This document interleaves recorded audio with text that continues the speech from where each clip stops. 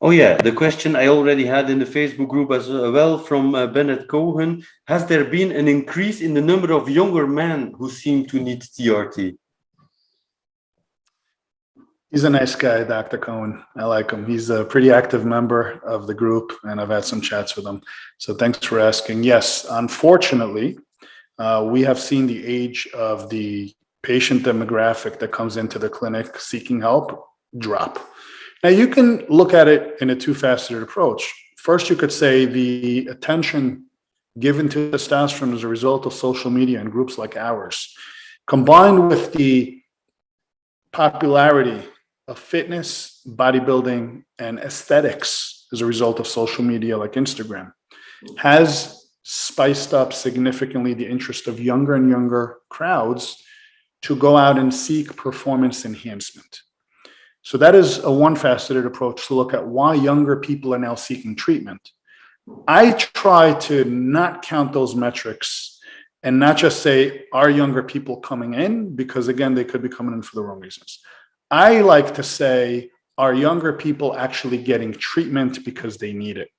And that's the unfortunate part. The answer there is, again, yes. So what we're noticing is that there is a decline in hormone levels in men who are younger and younger and younger. And this is a continuing trend. I attribute this to a more toxic environment in the form of inferior nutrition, inferior and sedentary lifestyle habits as a result of technological advances. When I was a kid, Steve, you and I are probably a year or two apart. We're both mid-40s. When we were kids, you come home from school, you drop your books, and you're outside until it's either dark or your mom grabs you by the hair and drags you in. You're playing ball, you're riding your bike, you're picking fights, you're doing what kids do. You're out of the house and you're active. And I look at my kids today and they're glued to their iPads and their laptops and their phones and their TikTok and all these other things. So if you look at the way people are living their life today, sitting in a chair, this is primarily the result. It's a lifestyle and dietary approach, and you got to also consider the fact that, as I sit here right now, there's probably 15 or 20 Wi-Fi and Bluetooth networks going in and out of my brain. This didn't exist 25 years ago. This will impact your pituitary function, your thyroid function. This is radiation at low doses, chronically and constantly.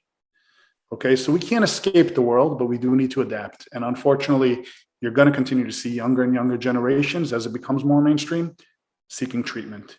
It pains me to see, but it's a fact.